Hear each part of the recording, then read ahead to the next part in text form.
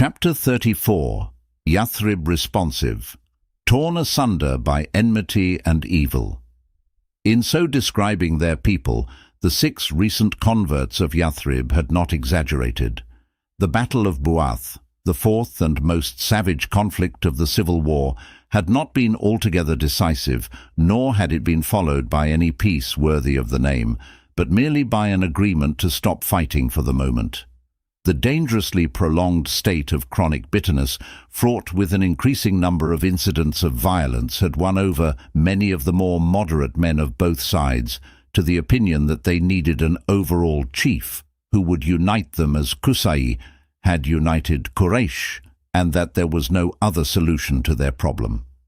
One of the leading men of the oasis, Abd Allah ibn Ubay, was favored by many as a possible king. He had not fought against Aus in the recent conflict, but had withdrawn his men on the eve of the battle. He was nonetheless of Khazraj, and it was exceedingly doubtful whether Aus would be capable of accepting a king who was not of their tribe. The 6 men of Khazraj delivered the message of Islam to as many of their people as would listen to them, and the next summer, that is, in AD 621, 5 of them repeated their pilgrimage, bringing with them 7 others, 2 of whom were of Aus. At Aqaba, these 12 men pledged themselves to the Prophet, and this pledge is known as the first Aqaba. In the words of one of them, "We pledged our allegiance to the Messenger of God on the night of the first Aqaba, that we would associate nothing with God, that we would neither steal, not commit fornication, nor slay our offspring, nor utter slanders, and that we would not disobey him in that which was right. And he said to us, if you fulfill this pledge, then paradise is yours. And if you commit one of these sins, and then receive punishment for it in this world, that shall serve as expiation. And if you conceal it until the day of the resurrection, then it is for God to punish or forgive, even as he will." When they left for Yathrib, the Prophet sent with them Mus'ab of Abd-Dar, who had by that time returned from Abyssinia. He was to recite the Quran to them and give them religious instruction.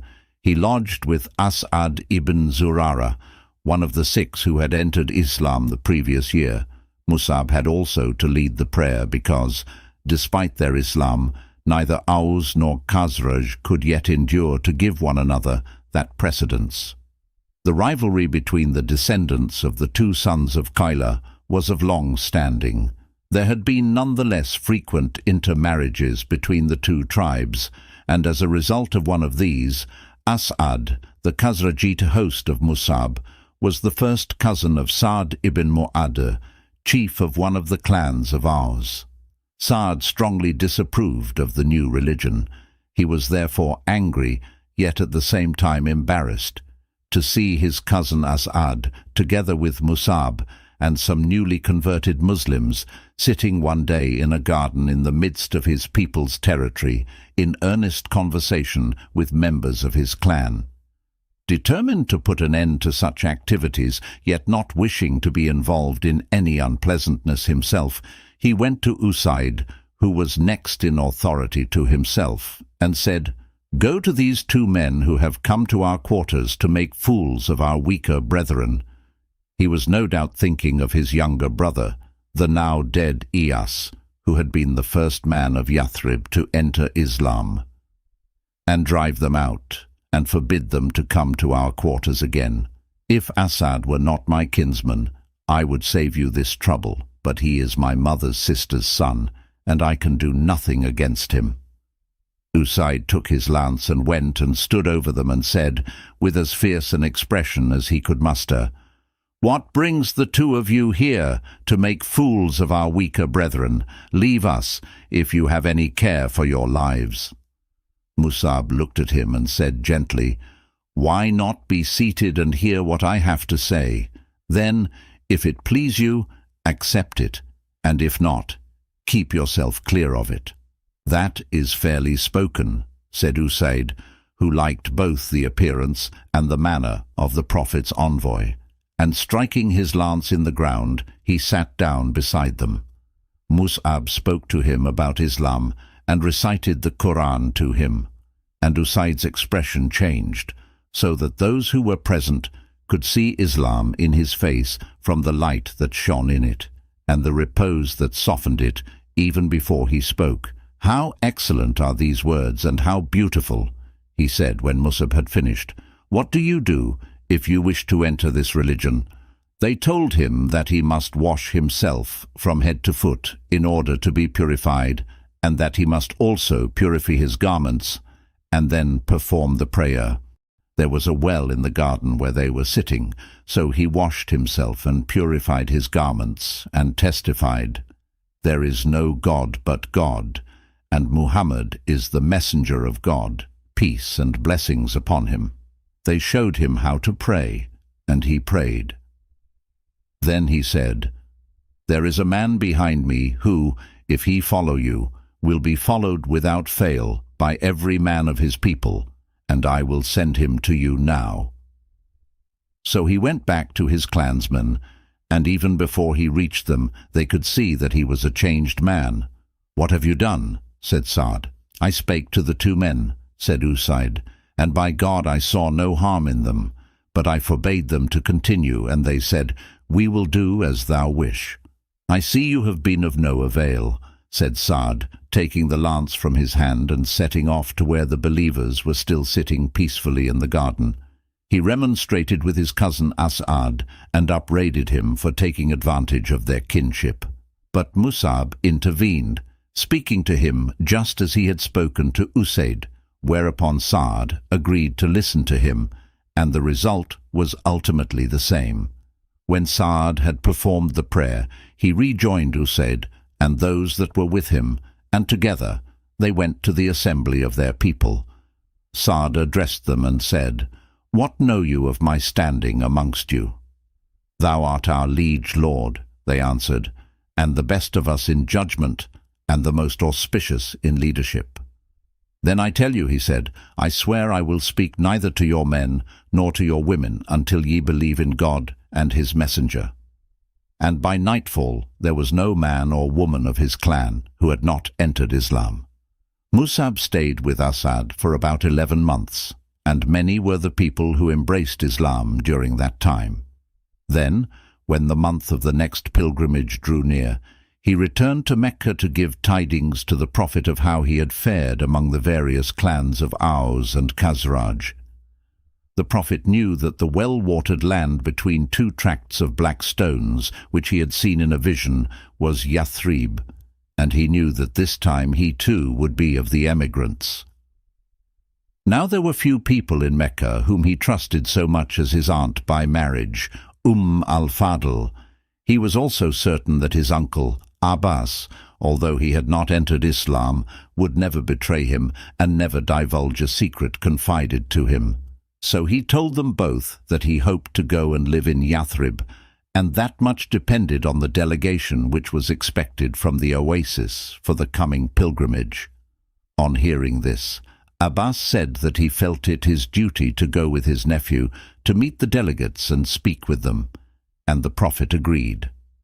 Not long after Musab's departure, some of the Muslims of Yathrib set out upon the pilgrimage, as had been arranged between him and them, in all 73 men and 2 women, hoping to make contact with the Prophet. One of their leaders was a Khazrajite chief named Bara, and during the first days of the journey, a preoccupying thought came over him.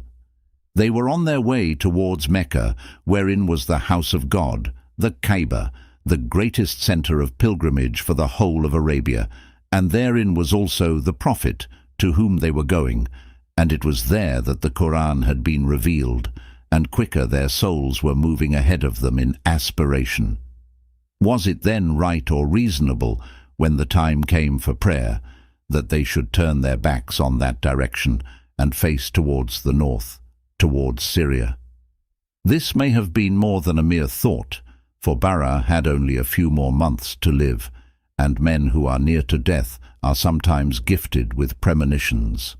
However that may be, he told his companions what was in his mind, whereupon they said that as far as they knew, the Prophet was wont to pray towards Syria, that is, towards Jerusalem, and they did not wish to differ from him.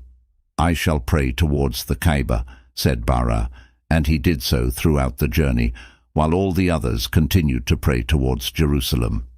They remonstrated with him to no avail, except that when they arrived in Mecca he had some misgivings, and he said to Ka'b ibn Malik, one of his younger clansmen, and one of the more gifted poets of Yathrib, "Son of my brother, let us go to the messenger of God and ask him about what I did on this journey, for doubts have fallen into my soul through my seeing that you were against me." So they asked a man in Mecca where they could find the prophet, whom they did not even know by sight.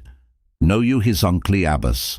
said the man, and they replied that they did, for Abbas was a frequent visitor to Yathrib and was well known there. "When ye enter the mosque," said their informant, "he is the man sitting beside Abbas." So they went to the prophet, who said, in answer to the question of Bara, "You had a direction, if you had but kept to it." Bara took to praying towards Jerusalem once more, in order to do as the prophet did, though the answer he had received could have been taken in more than one sense. Their journey to Mecca had been in a caravan together with the polytheist pilgrims of Yathrib, one of whom entered Islam in the valley of Mina, an eminent Khazrajite, Abu Jabir, Abdullah ibn Amr, a leader of the Bani Salama, and a man of great influence. It was agreed that they should secretly meet the prophet as before at Aqaba on the second of the nights, immediately following the pilgrimage. In the words of one of them, "We slept that night with our people in the caravan, until when a third of the night had passed, we crept out from amongst the sleepers to our appointed meeting with the messenger of God, stealing as stealthily as sand-grouse, until we were all assembled in the gully near Aqaba.